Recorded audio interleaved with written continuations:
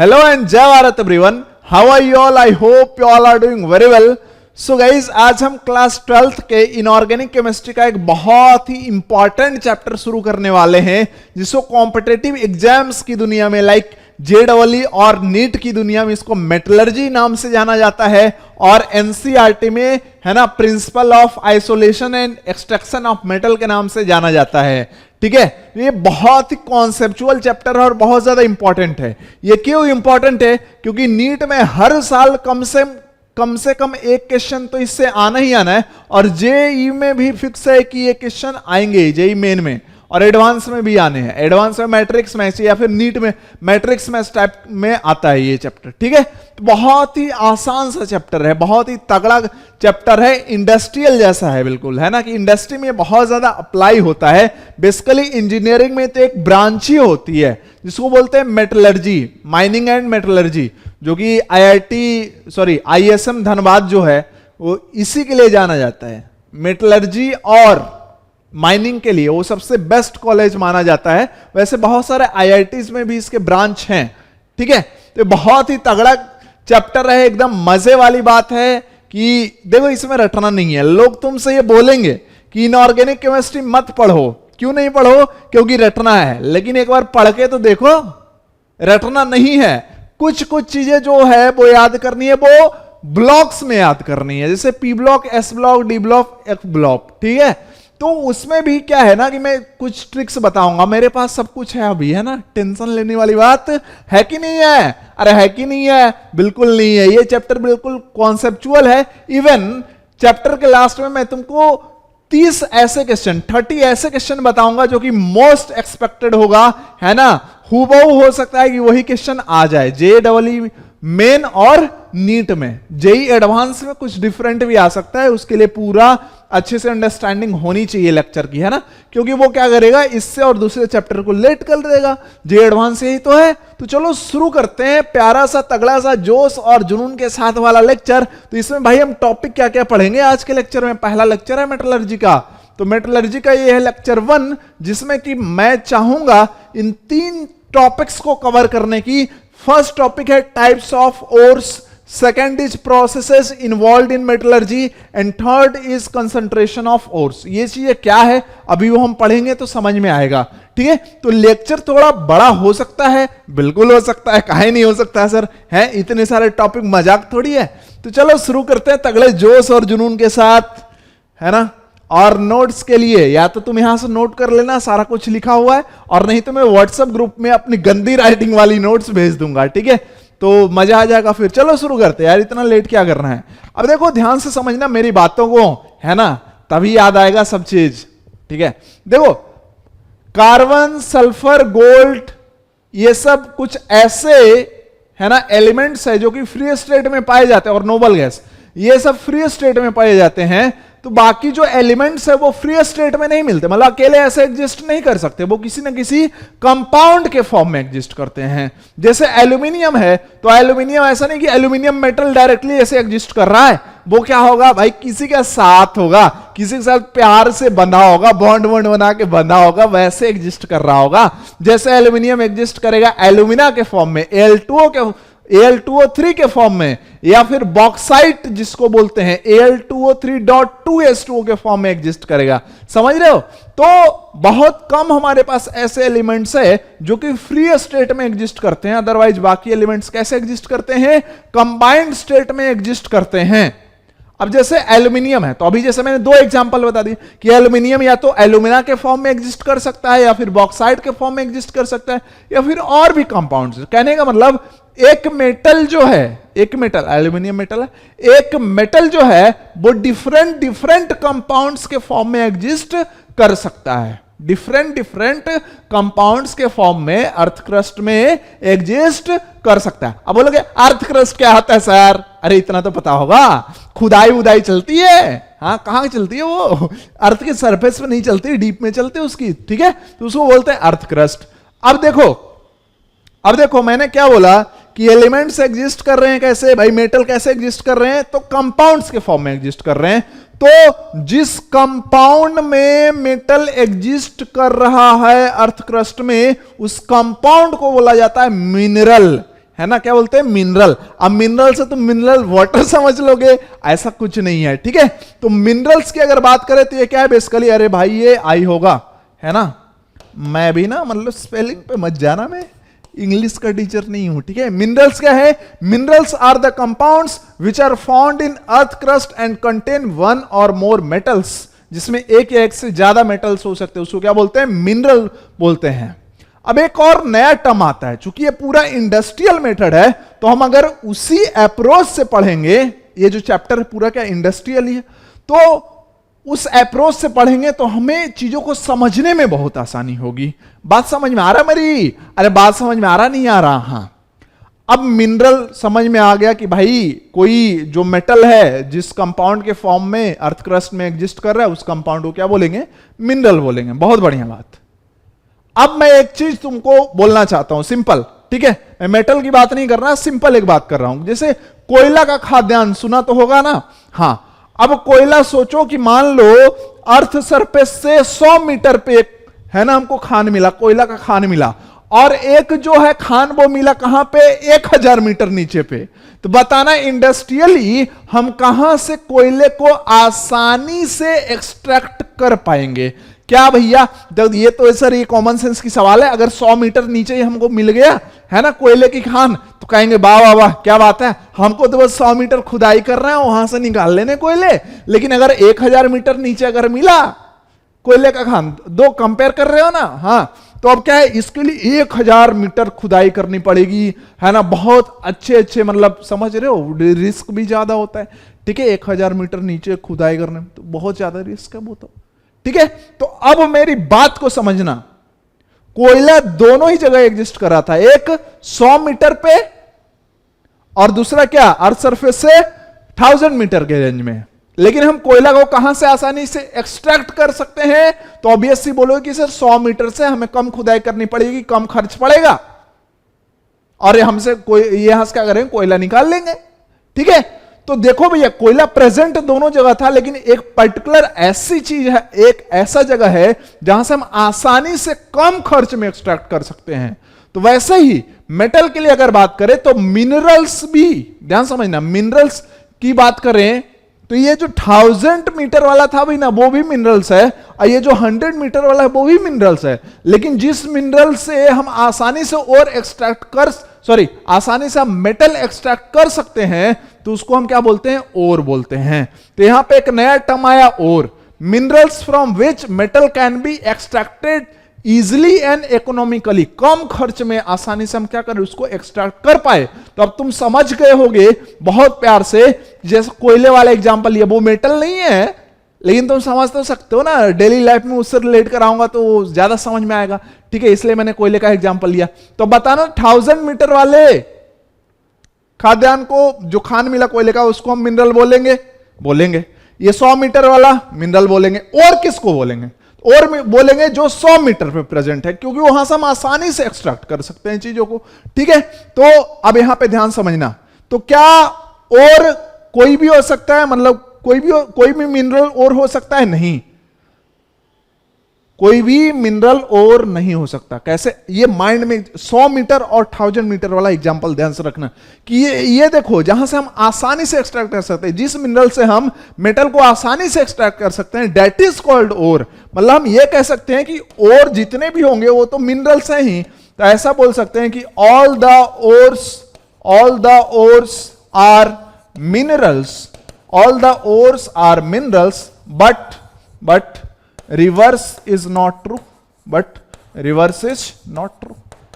क्या 1000 मीटर वाले खाद्यान्न जो कोयला है, क्या उसको हम कह सकते थे कि वहां से और मिला है? नहीं, बिल्कुल नहीं, ठीक है। तो लोग इसको क्या करते हैं, अब देखो लोगों का तरीका क्या होता है, पहले वो एक डेफिनेशन रटते हैं मिनरल का, उसके बाद ओर्स का, उसके बाद ये लाइन रटते हैं, कंफ्यूज होते हैं, ऐसे याद करते हैं, all the ores are minerals, है ना, और सारे मिनरल और नहीं होते, रटते गए, एग्जाम गए भूल गए। अब तुम अगर लॉजिकली समझ लिए इस बात को कि भाई हाँ, हमें सर ने बताया था 100 मीटर और 1000 मीटर वाला एग्जांपल की मिनरल तो दोनों ही है, लेकिन जहां से हम इजीली एक्सट्रैक्ट कर सकते हैं मेटल को, तो वो वाला क्या है, अपना ओर है। इसका मतलब कि ओर जो है कुछ पर्टिकुलर होगा, या फिर ऐसा बोल सकते हैं कि ore is subset of mineral. बात क्लियर? क्लियर, बिल्कुल। अब यहां पे देखो एक ओर दिखाया गया है जो कि कॉपर का ओर है, जिसको बोलते हैं चाल्कोपाइराइट, है ना, चाल्कोपाइराइट बोलते हैं। और ये डेफिनेशन तो तुम्हें समझ में आ ही गया होगा। तो क्या सबको मिनरल क्लियर है, ओर क्लियर है, और ये स्टेटमेंट क्लियर है कि all the ores are minerals but reverse is not true. ठीक है, मतलब सारे मिनरल्स ओर नहीं हो सकते, 1000 मीटर वाला थोड़ी ना ओर है। ठीक है, सिंपल। अब ध्यान से समझना मेरी बातों को कि ये जो ओर्स मिल रहे हैं, डिफरेंट डिफरेंट मेटल के डिफरेंट डिफरेंट कंपाउंड होंगे जिसमें वो एग्जिस्ट कर रहा है। तो अब हम पढ़ेंगे टाइप्स ऑफ ओर्स। ओर्स कितने टाइप के हो सकते हैं, और इससे क्वेश्चन पूछे जाते हैं, चाहे वो नीट हो चाहे वो जेई हो, और कौन से इंपॉर्टेंट है वो मैं मार्क कर दूंगा। ठीक है, बात समझ में आ गई? तो आगे बढ़ते हैं। स्क्रीन पे दिख रहा हुआ क्लासिफिकेशन ऑफ ओर्स, सबको दिख रहा कि नहीं दिख रहा? चेक कर लो भाई, नहीं तो कहोगे अरे सर दिख ही नहीं रहा था, आप तो ऐसा ही। नहीं भाई, क्लियर दिख रहा है। ठीक है, क्लियर दिख रहा है। चलो अब देखो, जो ओर्स पाए जाते हैं उसके अलग अलग अलग अलग है ना नेचर होते हैं। जैसे कुछ ओर्स ऑक्साइड फॉर्म में होते हैं, कुछ ओर्स हैलाइड फॉर्म में होते हैं, कुछ और सल्फाइड फॉर्म में होते हैं, कुछ और सल्फेट फॉर्म में होते हैं, इस तरीके से। ठीक है, तो जो जो इंपॉर्टेंट मेटल्स हैं और उनके ओर से हम ध्यान रखेंगे। तो जैसे बात कर ले सबसे पहले एल्यूमिनियम की, तो एल्यूमिनियम का देखो ऑक्साइड, ये छोड़ दो तुम, एल्यूमिनियम का कौन सा और है ये मत याद रखो, तुम अभी याद रखो कि बॉक्साइड का फॉर्मूला Al2O3.2s2O। अब ऑफलाइन क्लास में क्या था ना कि ये तो तुम्हें याद करना पड़ेगा, इसका कोई उपाय नहीं है।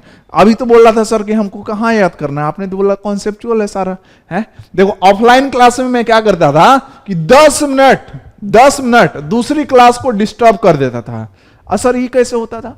तो देखो बहुत सिंपल सी बात है, मैं उनको एक बार ये सारा कुछ लिखवा देता था, फिर उनको देता था 5 मिनट का टाइम, शांति से पढ़ लो। अब बोलता था कि जिसको इसको लगे कि हमको याद हो गया है तो बोल दो कि याद हो गया है। अब उसमें कुछ बच्चे तो होते ही थे जो कि भौकाल बनाने के लिए बोलते थे कि हाँ सर हमको याद हो गया है, तो फिर करते क्या थे हम, कहते थे ठीक है बॉक्साइट मींस, तो बच्चों को आवाज आता था Al2O3.2s2O, बॉक्साइट मींस Al2O3.2s2O, ऐसे पूरा क्लास ही बोलता था। तो दूसरा वाला तो क्लास डिस्टर्ब होगा ही, पता है तुमको।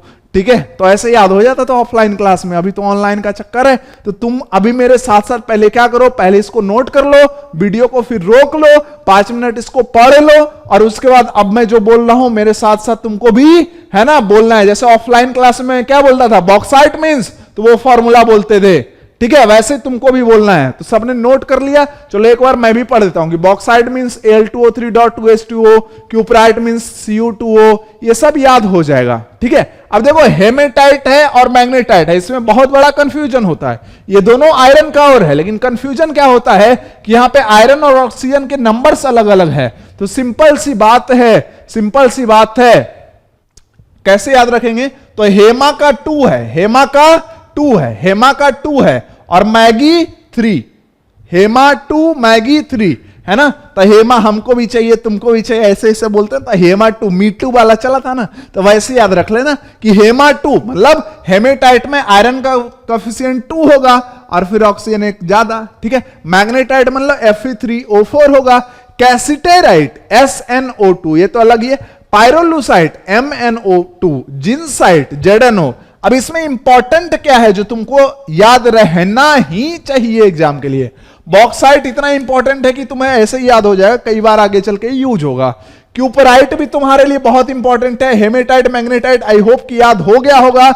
हेमा में 2 है, बहुत बढ़िया। कैसिटेराइट ये बहुत कम पूछा जाता है लेकिन फिर भी थोड़ा इंपॉर्टेंट है।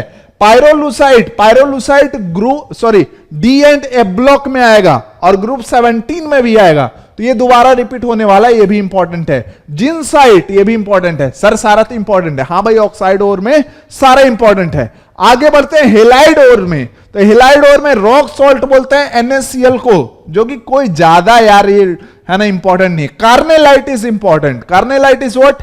KCl.MgCl2.6s2. This is very very important and this is ore of magnesium, जिसको कि हम एस ब्लॉक में पढ़ते हैं, तो कुछ चीजें तो उधर रिपीट होंगी तो भी याद हो जाएगी, ठीक है। हॉर्न सिल्वर है ना, हॉर्न ब्लो कर दी, ठीक है, हाँ AGCL।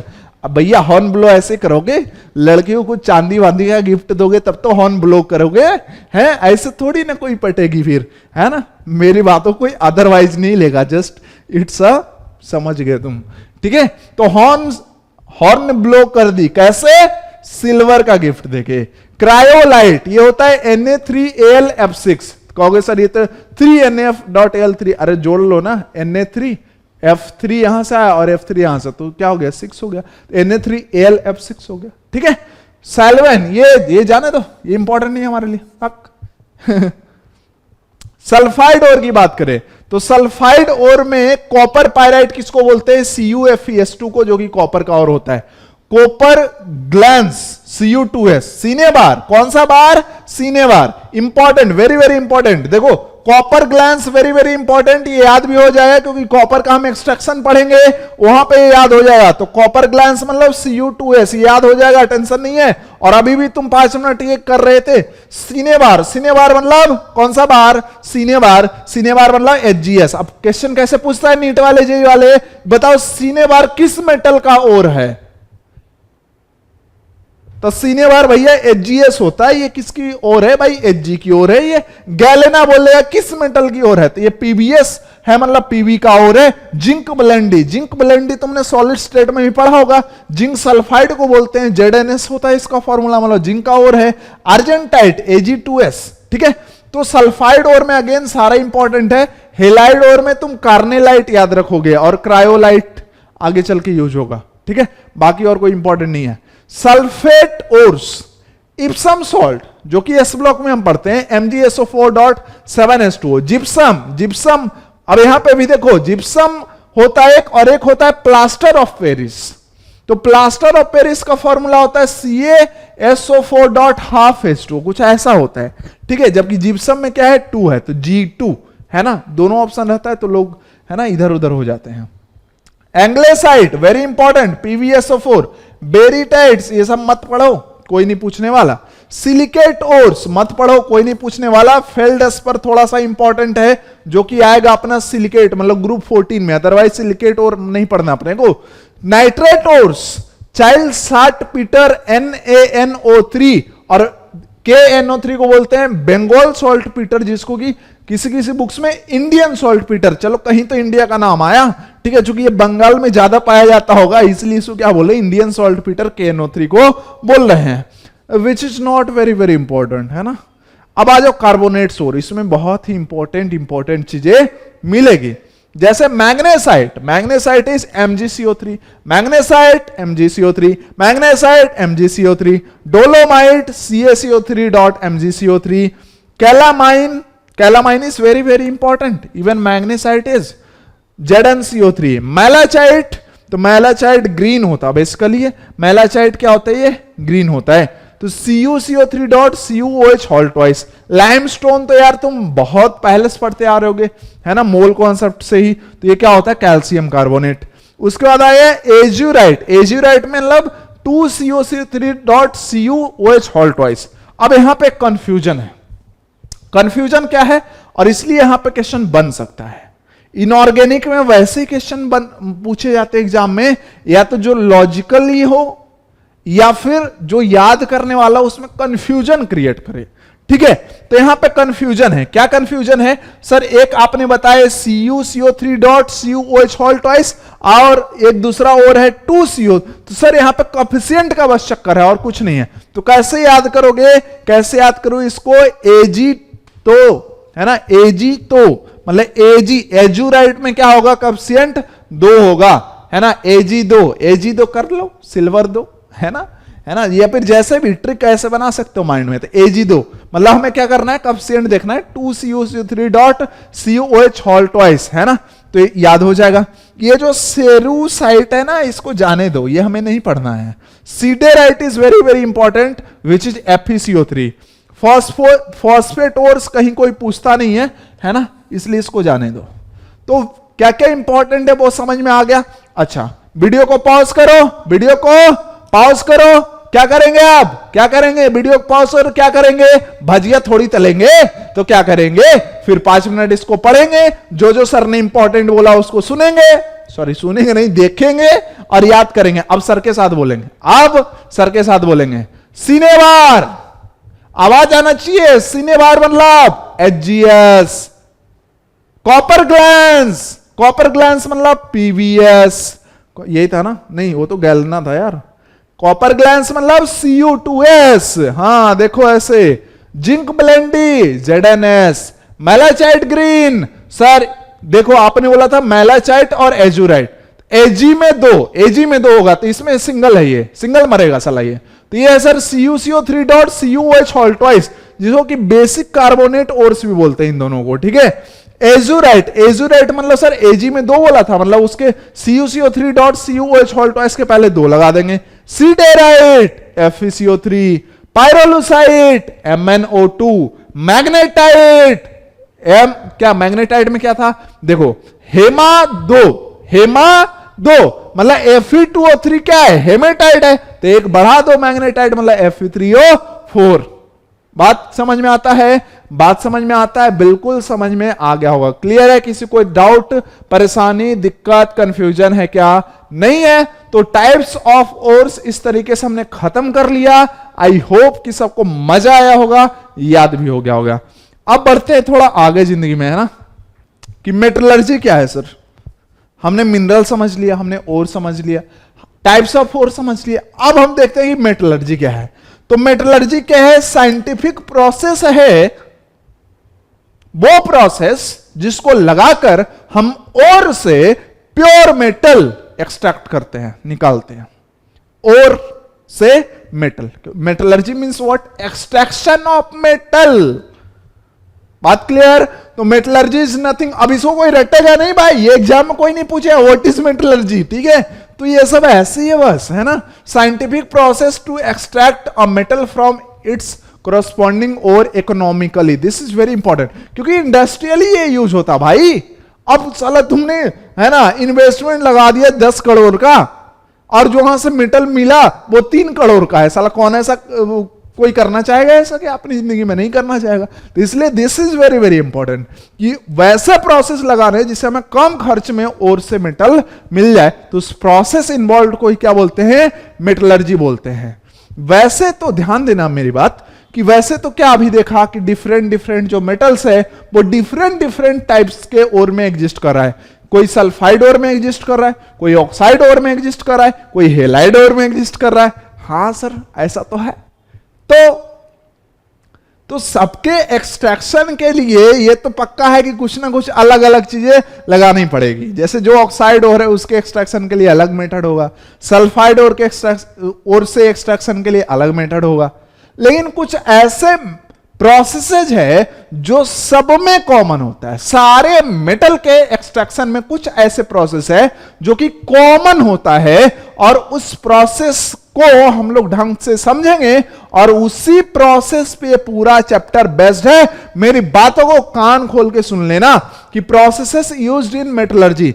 अब सबसे पहला जो प्रोसेस है, कॉमन प्रोसेस किसी भी मेटल के एक्सट्रैक्शन के लिए यूज होगा, वो क्या है? कि जैसे देखो जिंदगी में क्या होता है, ध्यान समझो। जिंदगी में क्या होता है? बहुत अर्थ क्रस्ट में, है ना, खुदाई बुदाई किया, मान लो कि हमको एल्यूमिनियम का ओर मिल गया, मान लो हमको बॉक्साइट मिल गया। अब साले बॉक्साइट तो मिला चट्टान के फॉर्म में, तो आगे का जो प्रोसेस है, मतलब उससे एल्यूमिनियम निकालने तक अब जहां ले जाओगे चट्टान ले जाओगे, मशीन में चट्टान थोड़ी घुसाओगे, ठीक है। तो करना क्या पड़ेगा? उसके स्मॉल स्मॉल पार्टिकल्स बनाने पड़ेंगे। कैसे? चट्टान को तोड़ेंगे, क्रश करेंगे, चट्टान को क्रश कर देंगे। अब देखो क्रश का मतलब तुम वो मत समझो, ठीक है, ठीक है, वो तुम्हारी पर्सनल लाइफ है, तुम्हें किस पे क्रश है डजंट मैटर, है ना। अब यहां मेटलर्जी में क्रश का मतलब क्या होता है? तोड़ना होता है, क्रशिंग और ग्राइंडिंग, ठीक है।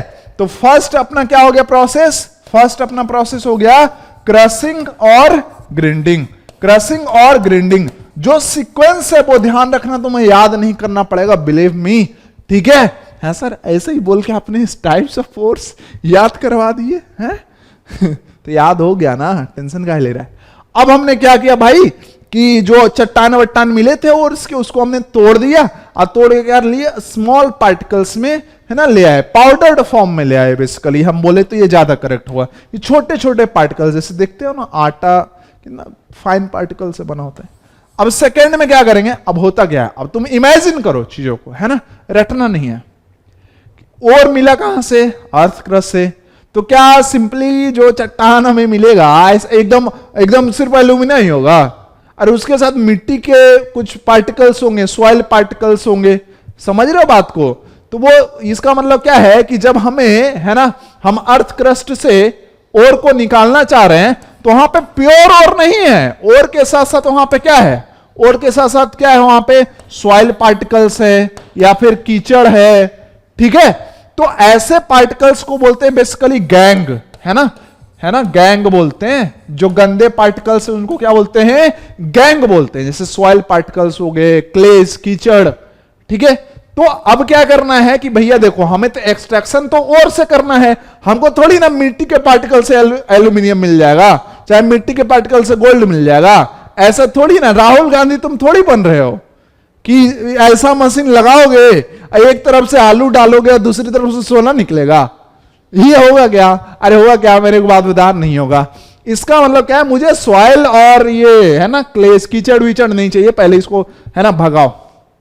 जैसे यार मैं एक और एग्जांपल देता हूं, तुम्हारे माइंड में एकदम फिट हो जाएगा, ठीक है। जैसे पता नहीं, बहुत सारे ऐसे वेजिटेबल्स हैं, बहुत सारे ऐसे वेजिटेबल्स हैं जो कि जमीन के अंदर उगते हैं। जैसे आलू की बात कर लें, ठीक है, राहुल गांधी से अब याद ही आ गया, आलू की बात करते हैं।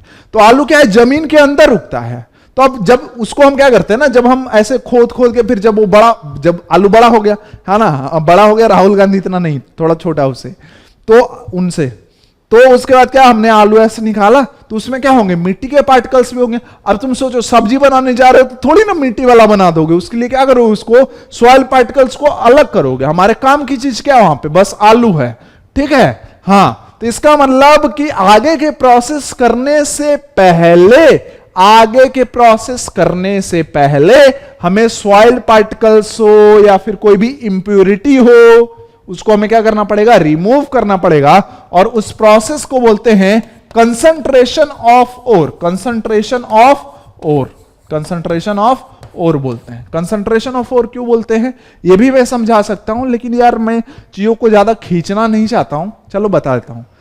क्या करेंगे ना, जब सॉइल वॉइल ऐसे हटा देंगे जैसा, और फिर क्या मिलेगा हमें, प्योर फॉर्म में मिल जाएगा, मतलब कंसंट्रेटेड फॉर्म में होगा, ठीक है। और पे फोकस करना है, फिर इसका डिटेल भी पढ़ेंगे। अभी तो ये जनरल प्रोसेस सब में यूज होगा। थर्ड, अब क्या हुआ कि और तो हमको मिल ही गया है, और तो हमको मिल गया। अब third process very very important, कि और हमें मिल गया, चाहे कोई भी और हो, उसको कन्वर्ट करके ऑक्साइड फॉर्म में ले आना है। जैसे अगर मैं बात करूं सिनेबार की, तो ये क्या है, एचजीएस है, ये क्या है, सल्फाइड ओर है, इसको कन्वर्ट कर लेना है किसमें, ऑक्साइड फॉर्म में, ठीक है।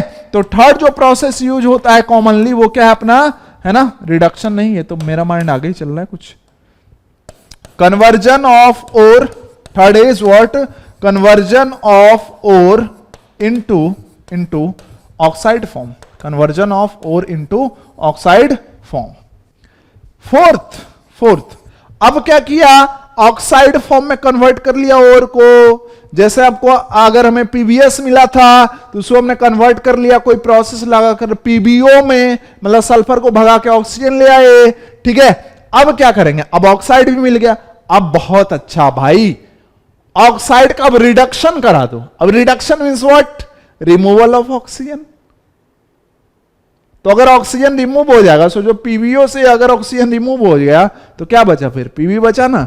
तो जो फोर्थ प्रोसेस यूज होगा वो क्या होगा, reduction of oxide, reduction of oxide into metal, simple. अब भैया उसके बाद भी क्या होता है कि जो मेटल मिलता है वो क्रूड मेटल होता है। क्रूड मेटल मींस उसके साथ थोड़ी मोड़ी इंप्योरिटी कहीं प्रोसेस में बच गया कुछ डिफॉल्ट से, तो रह जाता है।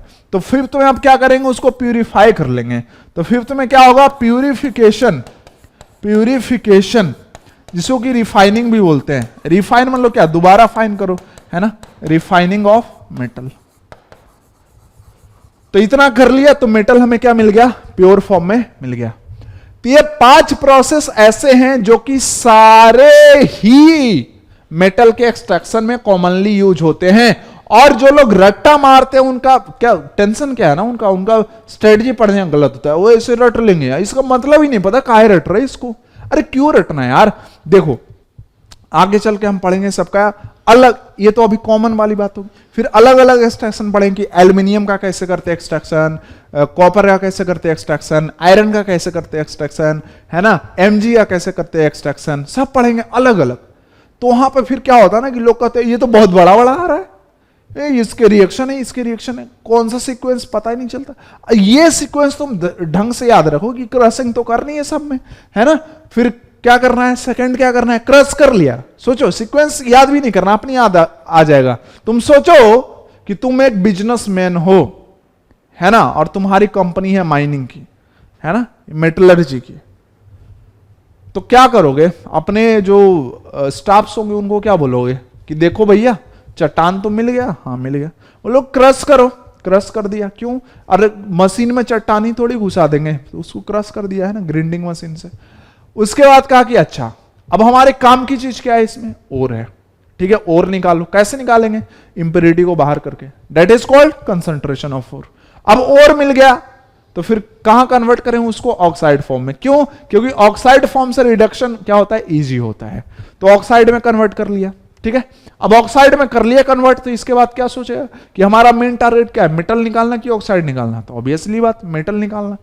तो अब क्या करेंगे, फिर रिडक्शन ऑफ ऑक्साइड करेंगे। कुछ लोग तो ये भी होता है, ऐसा सोचते हैं क्या सर ने पढ़ाया था, रिडक्शन ऑफ ऑक्साइड की oxidation of oxide.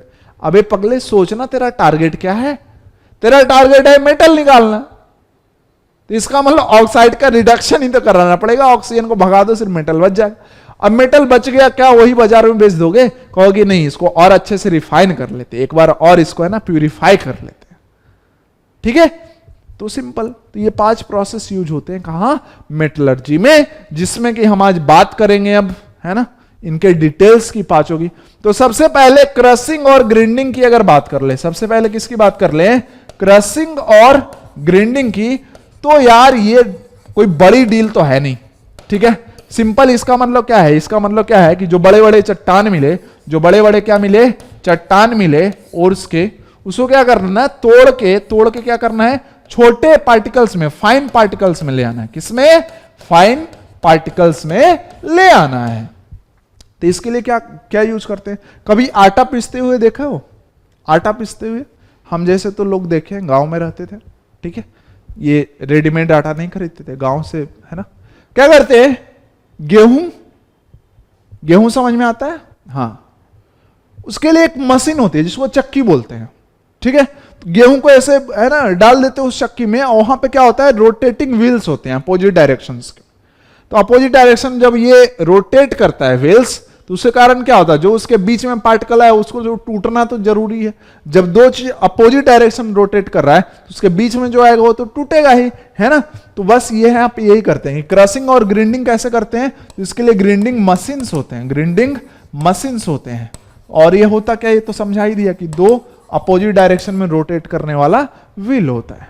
That is not a big deal. जो मेन चीज अपना शुरू होता है वो अपना शुरू होता है, मतलब आगे का प्रोसेस, फर्स्ट तो सबको कंप्लीट हो गया। Second is concentration of ore. अब कंसंट्रेशन ऑफ ओर बता ही दिया तुमको कि क्या करना है, कि जब हमें जब अर्थ क्रस्ट से ओर मिला तो ओर प्योर नहीं है, इसके साथ क्या है, प्योर ओर के साथ क्या है, इंप्योरिटीज भी है। तो अब कुछ ऐसा कर कमाल कि तेरा हो जाऊं नहीं, है ना, ओर को अलग कर दे और गैंग पार्टिकल्स, जिसको हम क्या बोल रहे हैं, इंप्योरिटी बोल रहे हैं, उसको हम क्या कर दे, अलग कर दे। तो कुछ ऐसा प्रोसेस कर जिससे ओर और इंप्योरिटी क्या हो जाए, सेपरेट हो जाए, प्योर और हमें अलग मिल जाए और गैंग पार्टिकल अलग हो जाए। तो इसी प्रोसेस क्या बोलते हैं, कंसंट्रेशन ऑफ ओर बोलते हैं। तो ध्यान से यहां जिनको नोट्स बनाना है वह बना सकते हैं कि removal of the unwanted materials जैसे sand, clays, soil from the ore is known as concentration, या फिर ड्रेसिंग, या फिर बेनिफैक्शन। ये वर्ड तुम छोड़ दो, हमें ही नहीं आता तो तुम क्या करोगे, तुम कंसंट्रेशन और ड्रेसिंग। ड्रेसिंग का मतलब ये नहीं होता कि हमको मिला चट्टान उसको ना कपड़ा पहना दिया खरीद के ब्रांड वाला, ठीक है, वो नहीं है। ड्रेसिंग मीन्स क्या है, कहा कि भैया देख लो गैंग, तुम्हारा रास्ता अब अलग, हम अलग, ठीक है। दिस इज कॉल्ड ड्रेसिंग या फिर कंसंट्रेशन, दोनों एक ही बात है। अब सवाल यह आता है कि हाउ टू कंसंट्रेट। कंसंट्रेशन तो समझ में आ गया कि कंसंट्रेशन ऑफ ओर क्या है। अब सवाल यह आता है कि सर हम ओर को कंसंट्रेट करेंगे कैसे, हाउ टू कंसंट्रेट, क्या मेथड्स लगाएंगे। तो देखो भैया दो टाइप का मेथड होता है, first is called physical methods and second is called chemical methods. Physical methods means हम नॉर्मली कुछ जुगाड़ कर लेते हैं, और केमिकल मेथड्स मीन्स हम कुछ रिएक्शन कराते हैं पर्टिकुलर। तो सबसे पहले हम आज बात करने वाले हैं कि physical methods of concentration of ore, जिसमें सबसे पहला and very very important gravity separation method. अब यहां पे जैसा कि नाम से क्लियर होगा, जैसे क्वेश्चन क्या पूछा जाता है कि ग्रेविटी सेपरेशन मेथड का प्रिंसिपल क्या है। प्रिंसिपल मतलब ये किस सिद्धांत पे काम करता है। जैसा कि यहां पे नाम में दिख रहा है, हमको रटना तो है ही नहीं, ग्रेविटी सेपरेशन मतलब ग्रेविटी के कारण सेपरेशन होगा। इसका मतलब क्या है, इसका मतलब क्या है कि कोई हल्का होगा कोई भारी होगा।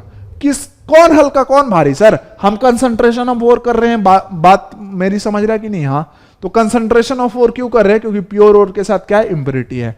तो इसमें से कोई भारी होगा और कोई क्या होगा, हल्का होगा। कोई भारी होगा कोई क्या होगा, हल्का होगा। या तो क्या हो, और भारी हो, या फिर क्या हो, इंप्योरिटीज भारी हो। लेकिन कोई एक ही है, सर दोनों बराबर ही है, दोनों की डेंसिटी बराबर ही होगी, तब थोड़ी ना होगा ये अप्लाई। तो इसका जो प्रिंसिपल है ग्रेविटी सेपरेशन मेथड में, है ना, उस सबसे पहले इसको पढ़ते हैं हाइड्रोलिक वॉशिंग, जिसका कि प्रिंसिपल है, ये क्या होता है अभी मैं बताता हूं। इसका प्रिंसिपल है डिफरेंस, पूछा जाता है ये, difference in density, difference in density of, difference in density of, है ना, ओर एंड इंप्योरिटीज, जिसको कि गैंग पार्टिकल्स बोल रहे थे इंप्योरिटीज को, ठीक है, तभी अप्लाई होगा। अब हाइड्रोलिक वॉशिंग में करते क्या है, मैं देखो चीजों को ना मैं बहुत ही सिंपल तरीके से, एक मिनट, चलो शुरू करते हैं। फिर इसका मतलब प्रिंसिपल हमें समझ में आ गया कि डेंसिटी डिफरेंट होनी चाहिए और या इंप्योरिटीज की, है ना। जैसे कि अगर हम बात करें तो ऑक्साइड ओर्स क्या होते हैं, ऑक्साइड ओर्स जो है ये हैवी होता है। ऑक्साइड ओर्स क्या होते हैं, हैवी होते हैं, और इनके साथ जो प्रेजेंट होता है impurities like siliceous impurities, soil particles, वो क्या होते हैं भाई, लाइट होते हैं, मतलब इनकी डेंसिटी क्या होती है, कम होती है।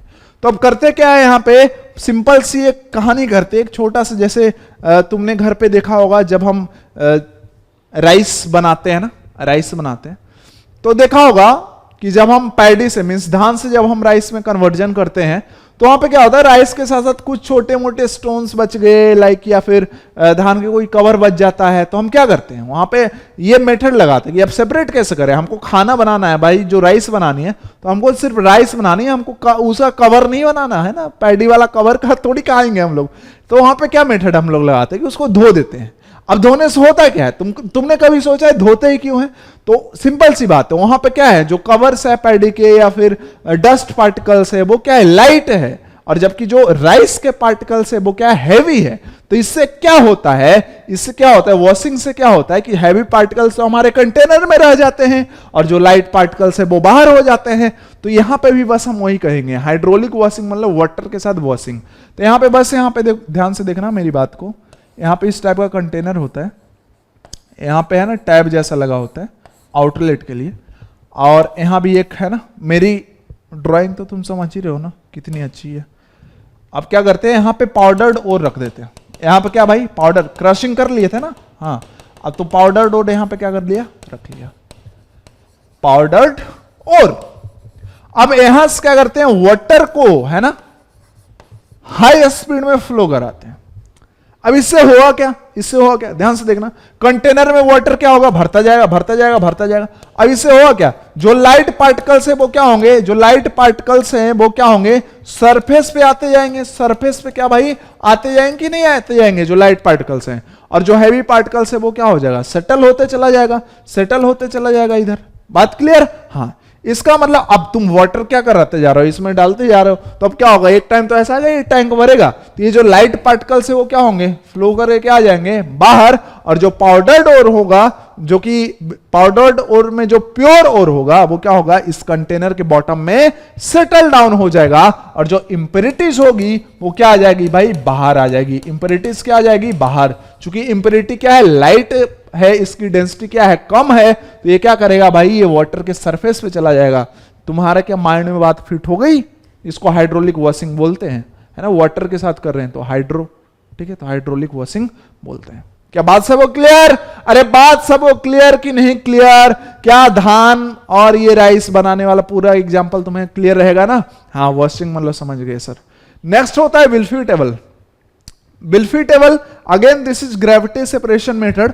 यहां पे क्या होता है, जो लाइट इंप्योरिटीज होते हैं, अब देखो यहां पे पहले सेटअप समझ लेते तभी चीजें आगे समझ में आएंगी। तो यहां अब इसके लिए एग्जांपल मैंने क्या सोचा है, तुमने कभी घर बनते हुए देखा है? सर आप मेटलर्जी पढ़ा रहे हो कि क्या कर रहे हो? मतलब यार तुम्हारी सहूलियत के लिए तो कर रहा हूं, लोग तुम्हें रटवाएंगे, हम तुम्हें सिखाएंगे कि कैसे चीजें सीखी जाती है। हम पढ़ाते ही नहीं है, हम तो बस बच्चों के साथ मजे करते हैं, सीखते हैं, ठीक है। हमें क्या करना है पढ़ाकर, है ना, इतने ज्ञानी थोड़ी है।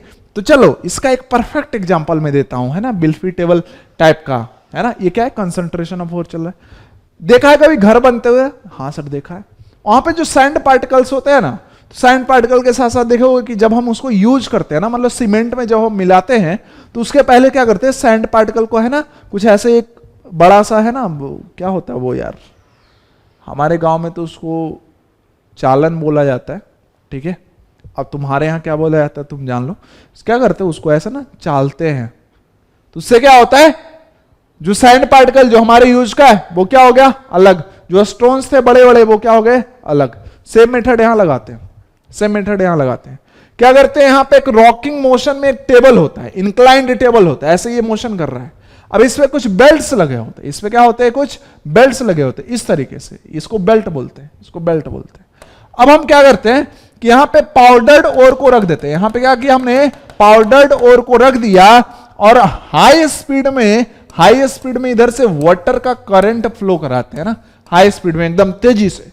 अब हुआ क्या, ध्यान समझना, चूंकि इंप्योरिटीज लाइट है, मतलब हल्की है, तो क्या ये वाटर के साथ ऐसे आगे नहीं फ्लो कर जाएगा, तो इंप्योरिटीज क्या हो गई, आगे फ्लो कर गई। जबकि जो अपना प्योर ओर है वो क्या हो गया, यहीं पे रह गया। प्योर ओर क्या हो गया, इस बेल्ट पे चिपक गया। कुछ अगर मान लो और बहते बहते आया तो इधर अटका, है ना, तो ये इधर क्या, मतलब इस तरीके से क्या होगा, ओर्स यहीं पे क्या हो जाएंगे, जमा हो जाएंगे, और इंप्योरिटीज क्या हो जाएगी, वाटर करंट के साथ बाहर हो जाएगी। तो दिस इज अगेन, तो क्या हमें याद करने की जरूरत है कि कौन सा किस प्रिंसिपल पे कौन सा चल रहा है? नहीं, बिल्कुल भी नहीं। नेक्स्ट, ये तो था ग्रेविटी सेपरेशन मेथड। नेक्स्ट है अपना magnetic separation method. What is this sir, what is magnetic separation method, क्या होता है ये? बहुत सिंपल मेथड है, वो तो आप बोलते ही हो।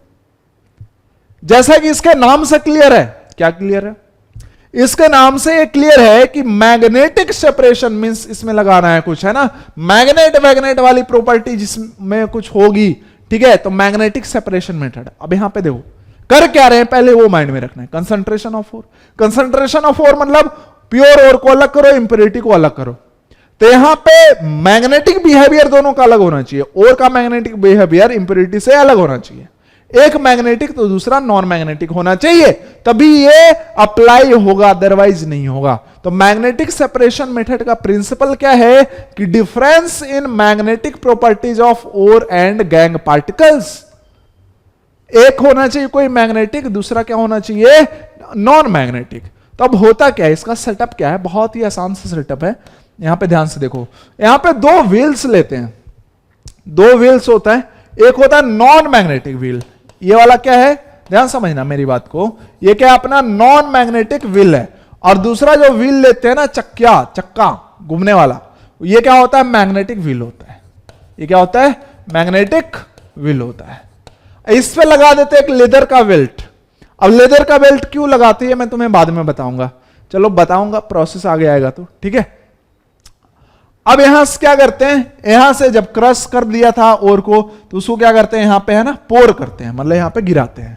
अब गिराते क्या है, ये लेदर बेल्ट है, ये चल रहा है, तो और भी साथ में क्या है, चल रहा है चल रहा है चल रहा है चल रहा है चल रहा है। बस इस पॉइंट पे फोकस करो, इसे फोकस करो। जैसे ये लेदर बेल्ट टच हुआ मैग्नेटिक व्हील से, तो क्या इसका नेचर क्या हो जाएगा, अब मैग्नेटिक हो जाएगा। अरे हाँ या ना बोले यार, हाँ। इसका मतलब जो मैग्नेटिक पार्टिकल्स है वो तो क्या होंगे, अभी भी लेदर बेल्ट पे ही रहेंगे, उससे स्टिक रहेंगे।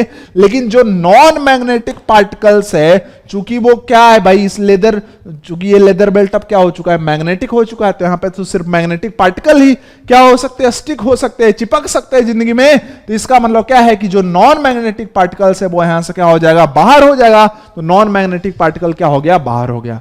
अब ये तो क्या है, घूम रहा था, तो ये बेल्ट मतलब ये वाला जो पोर्शन है बेल्ट का, ये वाला पोर्शन आगे बढ़ा आगे बढ़ा। अब इस पॉइंट पे देखो जरा ध्यान से, है ना, इस पॉइंट पे, या बेसिकली ये तो गलत थोड़ा हो गया, इस पॉइंट पे तुम देखना है ना, इस चीज को यहां पे इमेजिन करना है ना। तो यहां से जैसे यार तुम इमेजिन करो 3D में, है ना, सोचो कि यहां से जैसे मतलब ये पोर्शन जैसे बेल्ट का आगे बढ़ेगा, तो क्या इसका कांटेक्ट फिर से इस मैग्नेटिक व्हील से टूट रहा है, तो हाँ टूट रहा है। तो इसके बाद ये जो बेल्ट है फिर से क्या हो जाएगा, नॉन मैग्नेटिक। अब लेदर बेल्ट इसलिए लेते थे क्योंकि वो क्या होता है, नॉन मैग्नेटिक होता है। अब उसका कोई अपना मैग्नेटिक बिहेवियर, मतलब वो खुद कोई मैग्नेट नहीं होता, किसी कांटेक्ट में आएगा तो वो मैग्नेटिक हो जाएगा, अगर कांटेक्ट छूट गया तो वो नॉन मैग्नेटिक हो जाएगा। अब यहां से जैसे ये बेल्ट आगे बढ़ा तो फिर से लेदर बेल्ट क्या हो गया, नॉन मैग्नेटिक। तो अब पार्टिकल्स तो उससे चिपक के नहीं रह सकते, तो इसलिए क्या हो जाते हैं, ये अलग इधर कंटेनर में मिल जाते हैं। तो इस तरीके से हम क्या कर सकते हैं, ओर और गैंग पार्टिकल को सेपरेट कर सकते हैं मैग्नेटिक सेपरेशन मेथड से। यहां पर जो प्रिंसिपल है वो क्या है कि एक कोई मैग्नेटिक होना चाहिए, या तो और मैग्नेटिक हो या तो इंपेरेटिव मैग्नेटिक हो, दूसरा क्या होना चाहिए, नॉन मैग्नेटिक। और ये चीजें बिल्कुल क्लियर है। लेदर बेल्ट हमने क्यों यूज किया ये भी क्लियर है। तो एग्जांपल देखते हैं, जैसे आयरन ओर्स क्या होते हैं, मैग्नेटिक होते हैं, उसके साथ रहने वाली इंप्योरिटी क्या होती है, नॉन मैग्नेटिक होती है। तो आपसे क्वेश्चन क्या पूछा जा सकता है कि क्या आयरन के एक्सट्रैक्शन में मैग्नेटिक सेपरेशन मेथड यूज कर सकते हैं, बिल्कुल कर सकते हैं, क्योंकि यहां पे क्या है। या फिर प्रिंसिपल पूछा जा सकता है, अभी एनटीए वाले हैं, एनटीए वाले तो क्या है, थ्योरेटिकल बेस्ड क्वेश्चन ज्यादा पूछ रहे हैं, है ना। या फिर यहां पे देखो SnO2, SnO2 खुद क्या होता है, ये नॉन मैग्नेटिक, और ये जहां पाया जाता है उसके साथ इंप्योरिटी क्या होती है, मैग्नेटिक होती है। तो इसके लिए भी है ना, एसन के एक्सट्रैक्शन के लिए भी कंसंट्रेशन जब हमें करना है तो उसके लिए हम मैग्नेटिक सेपरेशन मेथड लगा सकते हैं। तो आई होप चीजें एकदम से क्या होगी, क्लियर हो गई होगी। बात क्लियर की नहीं, जिसको बात क्लियर नहीं क्या करेगा, वापस वीडियो को है ना पॉज करके देखेगा। अब जो नेक्स्ट अपना मेथड है जो कि बहुत ही ज्यादा इंपॉर्टेंट है और बहुत ही बड़ा है, तो मैं चाहूंगा कि उसको अगले दिन मैं कवर करूं, फ्रोथ फ्लोटेशन मेथड, और साथ में केमिकल मेथड, वो अगले क्लास में मतलब लेक्चर 1.2 में कवर हो जाएगा। ठीक है, क्लियर है बात। तो आई होप कि मजा आया होगा, सारी चीजें समझ में आई होगी। पर्टिकुलर नोट्स बना लो, उसके बिना कोई काम नहीं चलना, क्योंकि नोट्स ही है जो तुम्हारा ब्रह्मास्त्र है ना, नोट्स ही है जो तुम्हारा ब्रह्मास्त्र है। तुम्हें अभी लग रहा हो कि हाँ ये सारी चीजें तो बहुत सिंपल है, हमें समझ में आ गई, लेकिन तुम्हें एग्जाम अभी नहीं देना, अभी के 8 महीने बाद देना है, किसी को 1.5 साल के बाद देना है, किसी को 1 साल के बाद देना है। तब तक चीजें थोड़ी याद रहती है, ये अपना माइंड है ना, इसमें बहुत चीजें आती है जाती है। क्लियर बात।